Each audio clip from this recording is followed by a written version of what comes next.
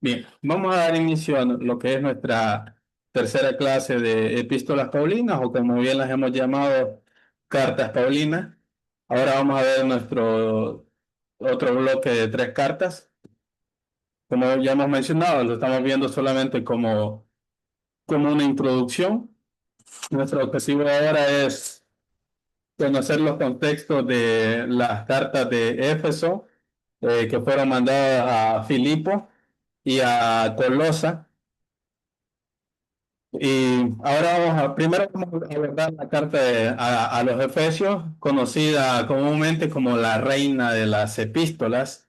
Es un gran nombre el que se le ha atribuido a esta carta porque se conoce o se considera que es una de las obras más magistrales del apóstol Pablo, asimismo como también hablamos de Gálatas, pero se le llama reina de las epístolas, y no es un simple elogio, es un reconocimiento a su estructura, y a su contenido, que es muy trascendental, para la iglesia, donde se nos revela el plan eterno de Dios.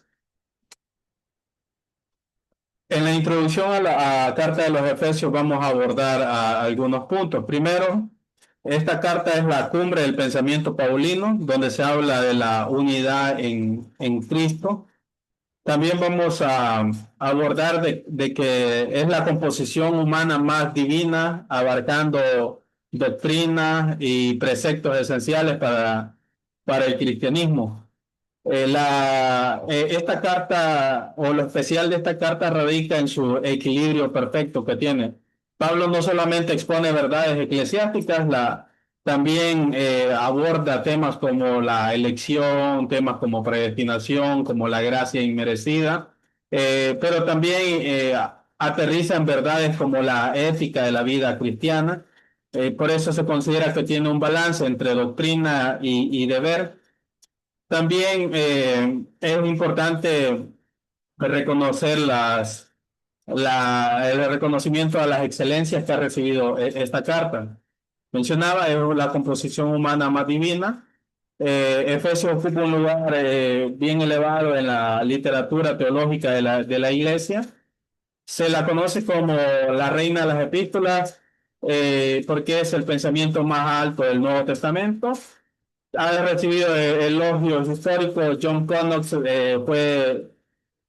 mencionó que esta carta fue el libro o que el que más se leyó con más frecuencia al final de su vida.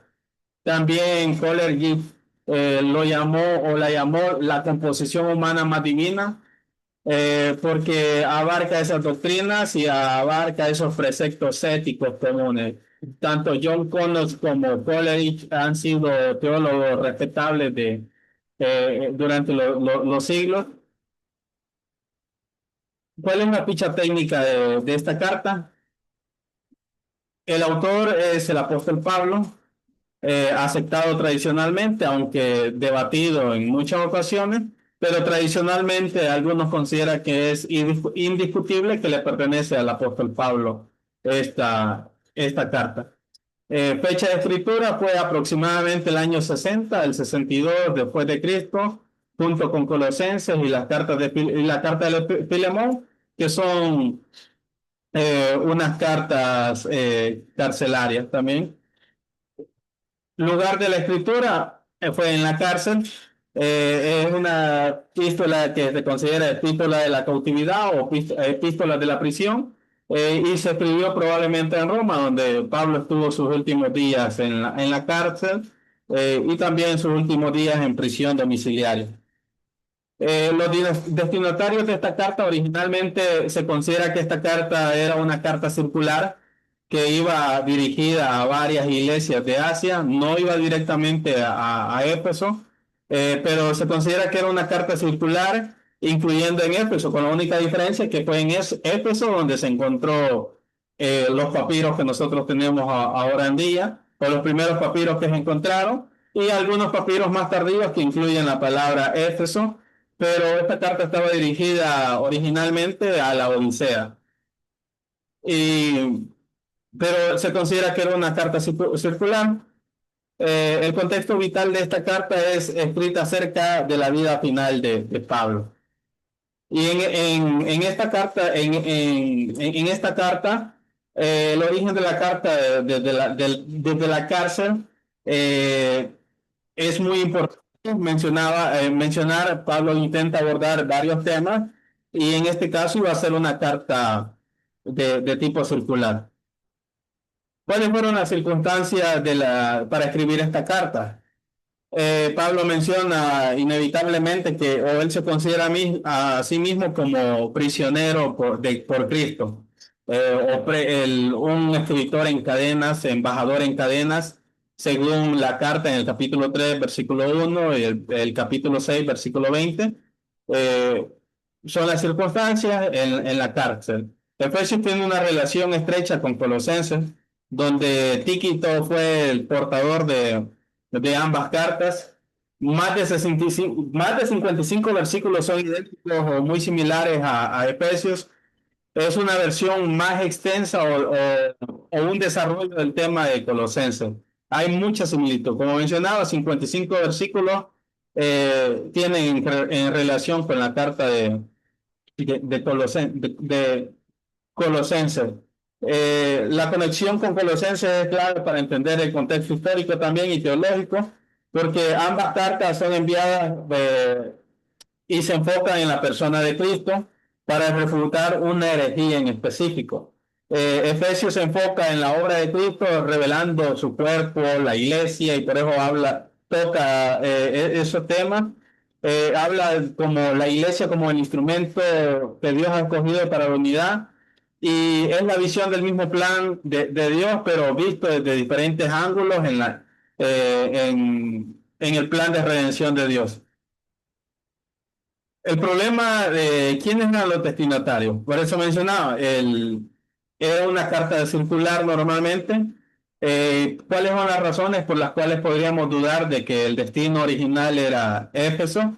Y mencionaba, los manuscritos más antiguos no contienen la palabra en Éfeso o cuando habla de los santos en Éfeso, o que está dirigida en Éfeso, en los manuscritos más antiguos, según la crítica textual es la ciencia que estudia los manuscritos antiguos y busca encontrar cuál es el más cercano al texto original que salió de la mano del autor. Entonces, la crítica textual nos dice de que los manuscritos más antiguos que tenemos de las copias de Éfeso no aparece la palabra en Éfeso. Entonces, eso fue añadido posterior, a lo mejor cuando se coleccionaron ya las cartas, eso se conoce como una interpolación, agregar alguna palabra. Recordemos que incluso en ese tiempo ellos no tenían la rigurosidad que nosotros tenemos ahora en día, que aplicamos la frase del libro de Apocalipsis, maldito el que le quito o el que le añade a este libro. Esa frase es exclusiva para el libro de Apocalipsis, porque el libro de Apocalipsis o la Biblia como nosotros la tenemos ahora en día no existía cuando se escribió el libro de Apocalipsis. Entonces esa frase, maldito el que le quite o el que le añade o el que le quite el libro de esta profecía, es exclusiva para el libro de Apocalipsis. No es para toda la Biblia. Ahora nosotros se la aplicamos a toda la Biblia, pero en aquel tiempo era normal que los copistas le agregaran o le quitaran alguna carta. Y es probablemente por eso que el autor de Apocalipsis le puso un límite a los que copiaran esa carta para que no le quitaran o le agregaran. Más sin embargo, incluso la crítica textual ha confirmado que incluso el libro de Apocalipsis tiene variantes incluso en sus textos más antiguos. Pero era una práctica muy común el quitarle o añadirle. Entonces, en los escritos más antiguos de la carta de Éfeso no aparece la mención en Éfeso. Es un escrito más posterior. En los escritos más antiguos solamente está el espacio. Entonces, pero vamos a la carta, esta carta es la más impersonal de Pablo. Esta carta no contiene saludos personales, no contiene mensajes íntimos, lo cual viene a ser bastante sorprendente porque Pablo pasó 3 años en Éfeso. Es la iglesia donde estuvo más tiempo. Entonces, Pablo pasó 3 años ahí y esta carta no contiene saludos personales. Pablo se refiere a su fe y apostolado con los destinatarios como que la recibieron de segunda mano. Él dice, he tenido noticias de vuestra fe en capítulo 1, versículo 15, y dice, y suponiendo que sepáis de la mayordomía de la gracia de Dios, o sea, él asume que incluso los destinatarios no conocen o que él no les ha enseñado la mayordomía de la gracia de Dios. Entonces, esta carta de Éfeso, por eso se considera de que no estaba dirigida a Éfeso, porque Pablo pasó 3 años ahí. Pablo pasó 3 años ahí, no hace ninguna mención personal. La carta está claramente dirigida a gentiles, según en el capítulo 2 versículo 11, el capítulo 4 versículo 17. Entonces, este es el problema de los destinatarios. ¿Cuál solución podríamos nosotros encontrar? La solución más probable, que era una carta circular. La hipótesis más conveniente es una epístola circular. Pablo menciona una carta enviada a la iglesia de la Odisea en Colosenses 4:16. Recordemos, mencionaba que esta carta se escribió en simultáneo con Colosenses y Tíquico era el que llevaba ambas cartas y que por eso probablemente tienen mucha similitud. Entonces, en Colosenses 4:16, Pablo habla de una carta que fue mandada a la Odisea, que se ha perdido o no está identificada. Marción, el siglo II, el hereje Marción, que aunque Marción fue un hereje, gracias a Marción es que nosotros tenemos un Nuevo Testamento prácticamente, porque Marción fue el que empezó a escoger libros, etcétera. Entonces, Marción identificó a Efesios como la carta escrita a la Odisea. Y la sugerencia más probable es que Efesios fue una carta circular enviada a todas las iglesias paulinas de Asia. ¿Cuál es la evidencia? En Colosenses 4:16, Pablo pide que la carta que le llegaría a la Odisea se leyera también en Colosas. Esto sugiere que el mensaje iba de iglesia en iglesia, que Efesios que la que nosotros ahora tenemos como carta a los Efesios es esa carta probablemente que Pablo menciona que había sido mandada a la Odisea. Y como mencionaba, los manuscritos más antiguos no contienen la expresión a los Efesios o en Efesios, sino que simple y sencillamente tiene un espacio en blanco, lo que a veces era un castigo que hacía. A veces omitir el nombre de alguien era una forma de castigarlo. Y ya que en Apocalipsis se menciona de que la Odisea estaba mal delante de Dios, es lo más probable que como castigo por que tenían la carta ahora eliminaran el nombre de la Odisea. Como mencionaba, la carta de Efesios que nosotros tenemos ahora en día es probablemente la carta de la Odisea o la carta a los laodicenses. Eh, Hay un debate en la autoría de esta carta. Primero, argumentos contra Pablo. El vocabulario es diferente. Hay 70 palabras nuevas que no están en el dialecto de Pablo en las otras cartas. Es un estilo completamente distinto. La diferencia de estilo es el lenguaje de Efesios, no es torrente de sus cartas escritas con reloj, sino un río ancho que fluye lentamente. ¿Cuál es la explicación que podríamos encontrar? Pablo está tocando acá un nuevo tema que no ha tocado en las otras cartas. Por eso es que probablemente por eso utiliza 70 palabras nuevas, porque está abordando un tema que él no ha tocado anteriormente.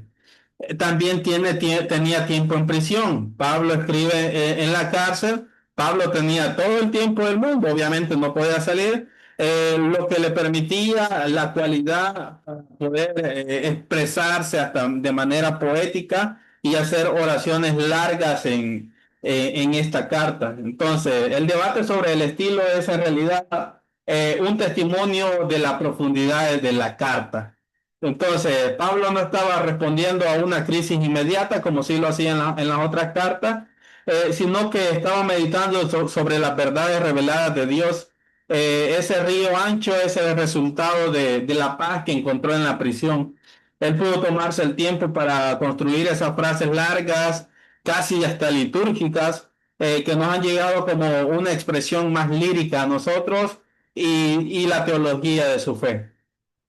El lenguaje de oración, los primeros capítulos son de una oración lírica, no de la controversia. El argumento central de toda suficiencia de Pablo, o que Cristo sostiene todas las cosas, eh, el tema de Colosenses es la base de Efesios es toda suficiencia de Cristo, toda la plenitud de Dios mora en Jesús. El argumento de Efesios es un desarrollo de esa idea resumido en la voluntad de Dios de unir todas las cosas en Él, o sea, en Cristo, las cosas del cielo y de la tierra. Y también menciona que el mundo, aparte de Cristo, está lleno de desunión y desarmonía, divisiones sociales, nacionales, ideológicas, guerra civil, interior y alimentación de Dios. Este versículo de Pablo, el 1:10, es la llave maestra de toda la carta. Pablo usa el término griego recapitular ahí, que significa sumar o poner todo bajo una sola cabeza. El Evangelio no es solo la salvación individual, es un plan divino de restauración, es un orden cósmico de todo el mundo. O sea, no solamente un plan de individual, sino que Dios quiere restaurar todas las cosas a través de Cristo, todo el cosmos, todo el mundo, todo el universo. Entonces, el cielo, la tierra, etcétera. Ese es el argumento o el punto central de toda la carta, la todo suficiencia de Cristo, que todo es sostenido, todo el universo es sostenido por Cristo y todo está, porque Cristo es la cabeza de todo. ¿Cuál es la recapitulación en Cristo, la soberanía de Cristo? En Cristo se unen todas las cosas. La necesidad es que en este mundo apartado de Cristo solo puede llegar a haber unidad cuando todas las cosas estén unidas en Cristo. La imagen, como decía Scott, los innumerables cabos sueltos tenían que traerse a Cristo, reanudarse otra vez y volver a como habían estado en el principio. El pensamiento clave, la conciencia de su unión del universo y la convicción de que solo se logra la unidad cuando todo se recapitula, se une a Cristo, está en Cristo. Entonces, esta desunión que Pablo describe es profundamente relevante hoy incluso. Vemos divisiones sociales, raciales, políticas, económicas. También vemos guerras internas, el conflicto entre el espíritu y la carne. En el creyente, Pablo presenta a Cristo como el gran pacificador, el único que puede derribar ese muro de separación que divide a la humanidad. Solo cuando la iglesia refleja esa unidad o refleja esa unidad en su vida, se va a convertir en el testimonio vivo de la obra de Cristo, porque el objetivo de la redención de Dios es unir todas las cosas en Cristo y la iglesia es el instrumento para lograr eso. El origen del pensamiento de Pablo respecto a la unidad de Cristo probablemente lo toma de Roma como un símbolo de Cristo. Él tenía la concepción de la unidad sobre en Cristo todo suficiente porque había visto en Roma, ya hemos hablado de la Pax Romana.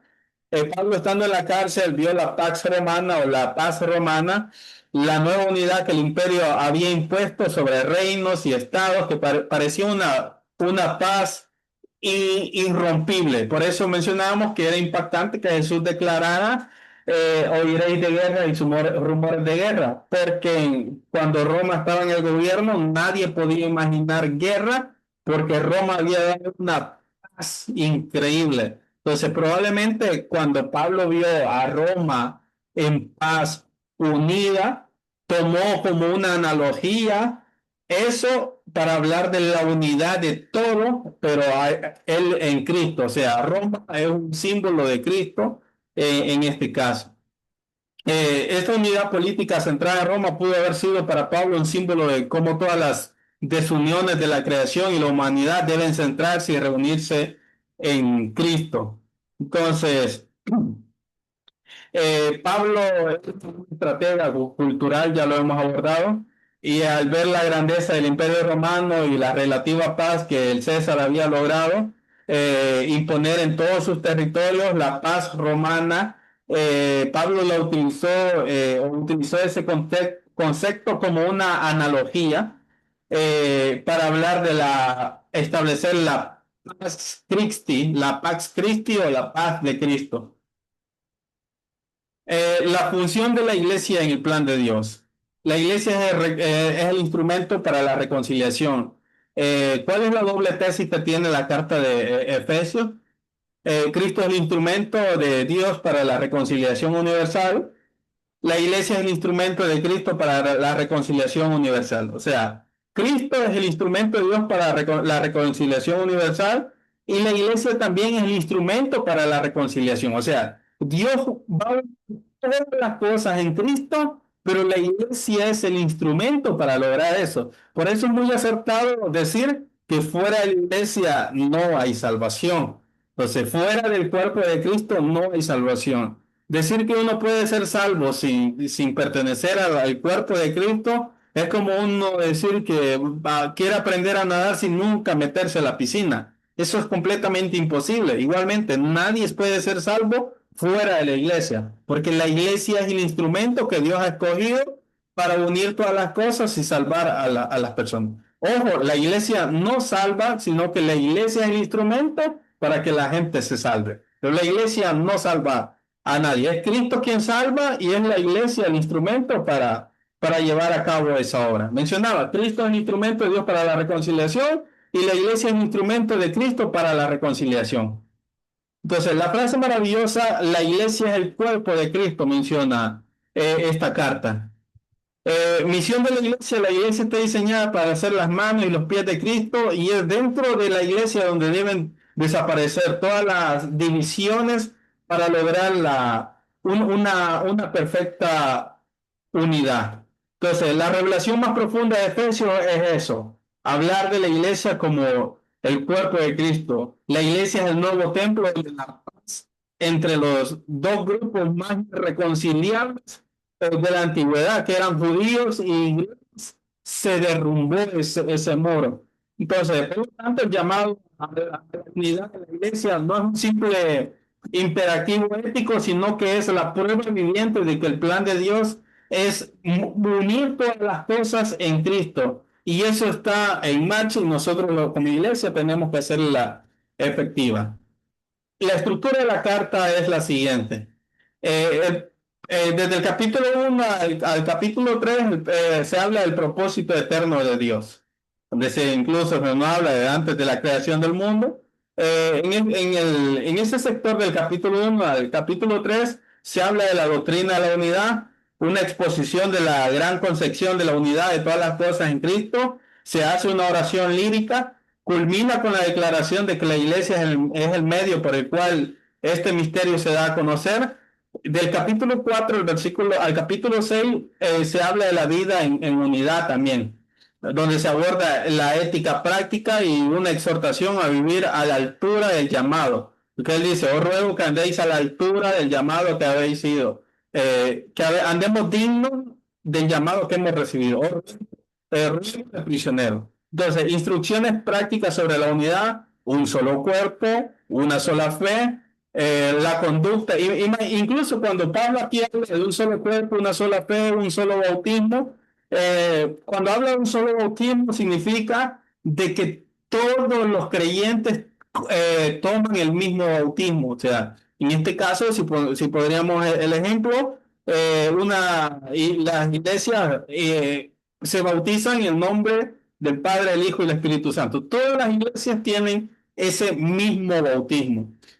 Entonces, cuando se habla de un solo bautismo, es que todos comparten ese mismo bautismo. Donde se habla de una sola fe, que todos comparten de una sola fe. Por eso se habla de un solo cuerpo, una sola fe, un solo bautismo, un solo Señor. Entonces, porque él está hablando de la unidad del cuerpo de Cristo, no está hablando de cosas aisladas. Entonces, también se nos habla de las conductas diarias y las relaciones domésticas, maridos, esposos, esclavos, amos, donde habla a maridos, amen a sus mujeres, esposas, o respeten a sus maridos. Incluso en Pablo era prácticamente psicólogo, porque nosotros nos fijamos, Pablo en sus cartas, nunca, prácticamente nunca llama a la esposa a amar el- a los maridos, sino que a los maridos a amar a las esposas, sino que y a las esposas la llama a respetar a los maridos, porque psicológicamente el hombre siempre necesita respeto y las mujeres necesitan ser amados. Y Pablo hace un llamado final a la armadura de Dios para la batalla espiritual. Entonces, esa es prácticamente la carta a los Efesios. Hemos visto, por último, la estructura de la carta, que es un manual de vida cristiano. Entonces, donde se nos hace un llamado hasta vivir de esa manera, guardar la doctrina, llevarla a la práctica y a ponernos la armadura de Dios para batallar incluso contra esos impulsos carnales que nos hacen estar en pleitos, nos hacen estar divididos. Vamos a el tiempo de las preguntas, por si alguien tiene preguntas en esta primera intervención. Y si no hay preguntas, continuamos.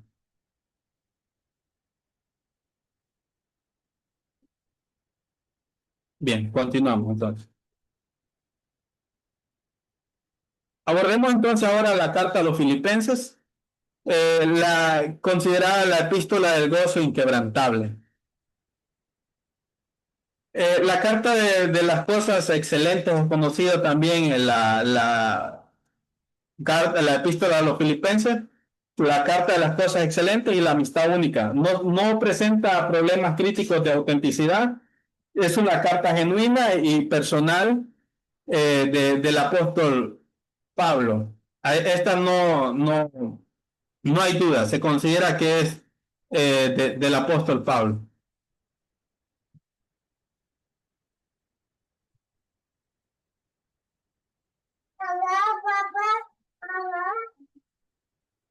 Permitan, vamos a hacer una pausa porque ya la grabación me está avisando de que ya no me queda tiempo. Vamos a cortar y voy a mandar otro enlace en lo que por favor se unen.